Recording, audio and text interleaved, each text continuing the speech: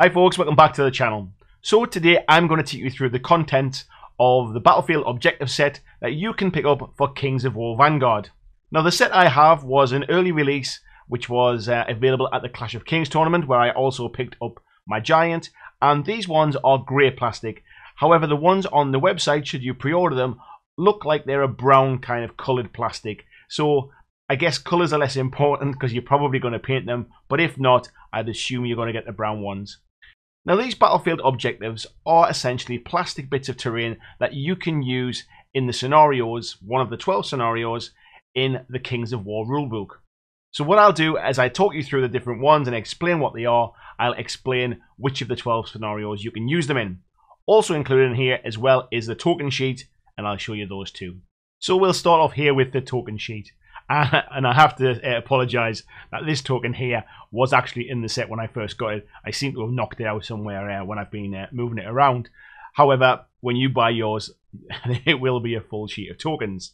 Now, just to show you that they are double-sided tokens as well, which is obviously very helpful. You don't have to keep trying to sort of flip them over when you're playing from a blank side or from an alternative state.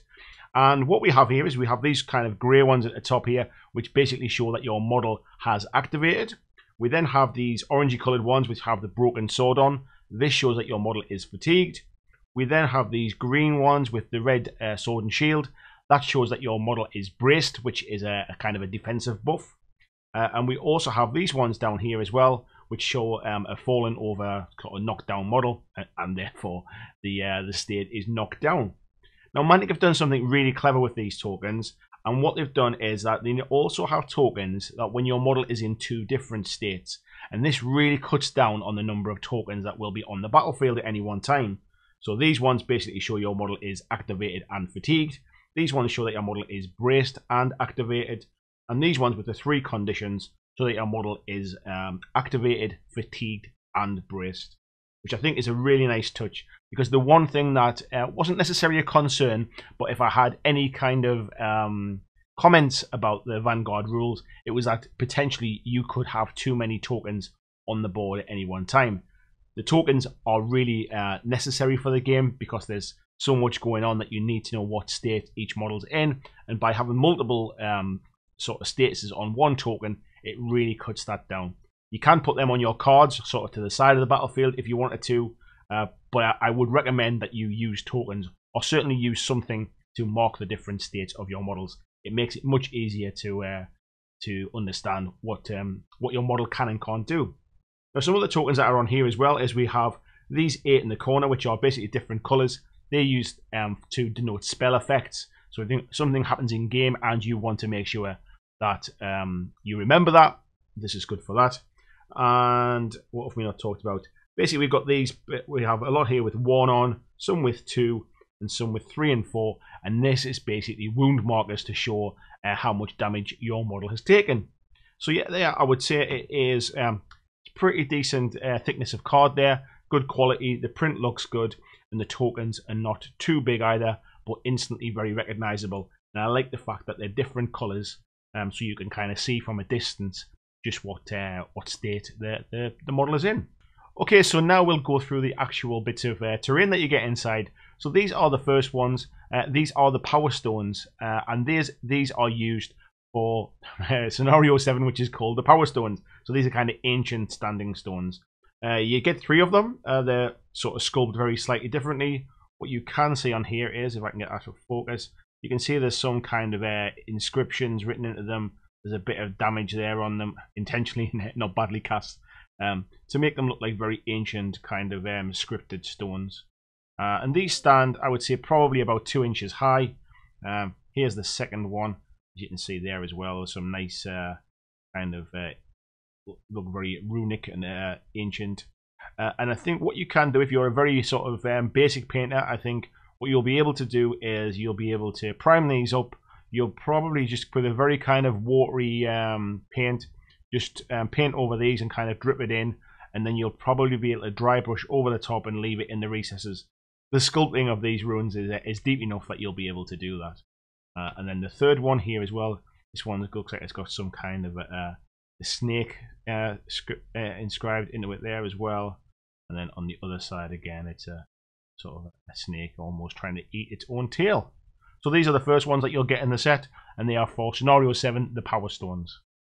Now the next ones you'll get will be this, which is basically, it is a pyre with detachable flame, so you can have it like that, which is basically kind of unlit, and then you have the flames, which actually, as you can see there, they're shaped so they fit perfectly on the top, and you can have it so it's lit. And these are used for the second scenario, which is Light the Beacon. What you can see here is basically there's rows and rows of logs have been piled on top of each other, on top of a stone kind of stone building type thing, basically to light the fire. And then the flames are really kind of detailed as well, really nicely. I like the way that is designed to fit exactly on there. But basically the corner piece just fits in, and then it looks like the fire's basically started on one corner and is starting to burn down. So not much else to say about that. Nice crisp details. Again, dry brushing will work well with these. So yeah, that is the pyre with detachable flame, and that is for Light the Beacon, Scenario 2. So next up you can see we have a captured princess. You can see she has her hands basically tied up there above her head, and if I flip it around you can see there it's basically to a pole that goes down her back. And we use this one for Scenario 3, which is Free the Princess. Sculpt's really nice, mold lines absolutely minimum.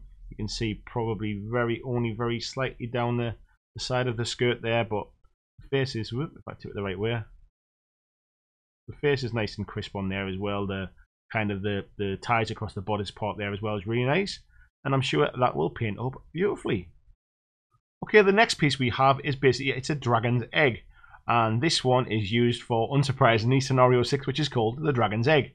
There's a little bit of kind of ground there around the bottom, which looks like sort of bits of leaves or bits of grass, and then we've also got the dragon's egg, which is just starting to hatch there, and coming out of the top looks like it could just be the kind of the snout of the dragon.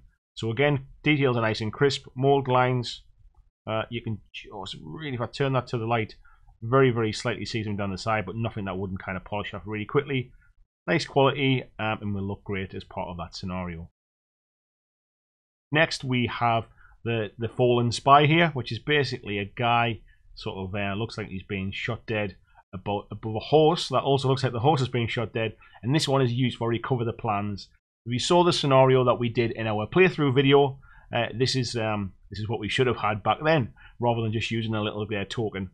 So yeah, this one's really nice. So the part of that scenario shows there's been a fallen spy, and you have to recover the plans from. That's Scenario 4, and you can see here basically we've got the guy on horseback there. There's some let's see what that is now. It looks like he's got some scrolls and stuff has fallen out of the back of his pouch here. The horse is really nicely sculpted as well, and a little bit of kind of ground underneath it that you can paint to whatever you want to. Again, mold lines pretty much non-existent. Can't see anything that stands out. So yeah, that is really nicely done, and you can use that one for Scenario 4, Recover the Plans. Next up, we've got the Rune Stone here, which is basically a smaller version of the Power Stones, and this is used for Scenario 11, which is Secure the Portal.